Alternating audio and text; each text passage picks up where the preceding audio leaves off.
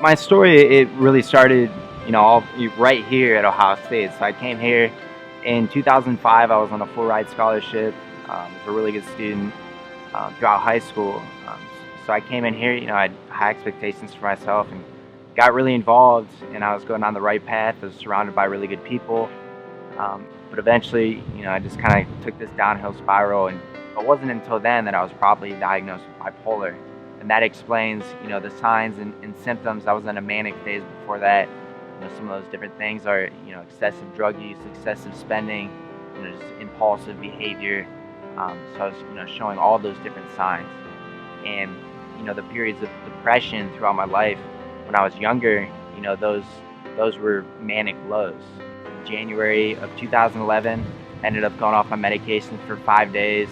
And the last thing I remember, I was looking at my speedometer. I was going 120 miles per hour. I look in my rearview mirror and I see police lights back in the distance. And then this song comes on the radio, and it's "Dynamite" by Taylor Cruz, and it goes, "I put my hands up in the air sometimes." So I opened my sunroof and I put both hands up in the air, and then everything went black.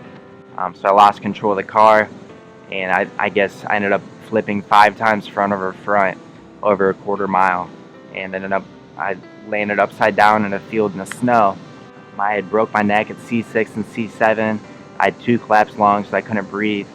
And the fact that the police were right behind me, it was just I got so incredibly lucky there because they got to the scene right away.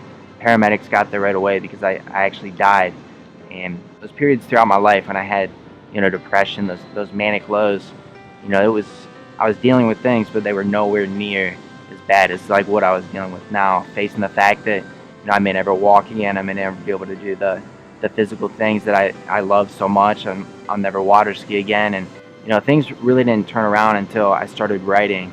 I always had a passion for writing. I started writing a book before my accident about my experiences in the psych ward and what I was going through with bipolar. But now I really had a story to tell, and I wanted to share it. People don't really want to talk about their experience with bipolar. It's just because I don't know. Maybe it's just a label. There, a lot of people are ashamed of it, and like the things that I did. It's just outrageous. But I'm not the only person that has thought they're the second coming of Jesus Christ. It's a lot more common than we think, and over 6 million people in the United States have it, and it's just I don't know. There's a big stigma to it, and I started reaching out to people on Facebook, and people were coming back to me and telling me that I completely changed their perspective on life, and they want to take the little things in life for granted. So slowly I started to realize that I had a purpose, and that I could help others by sharing my story,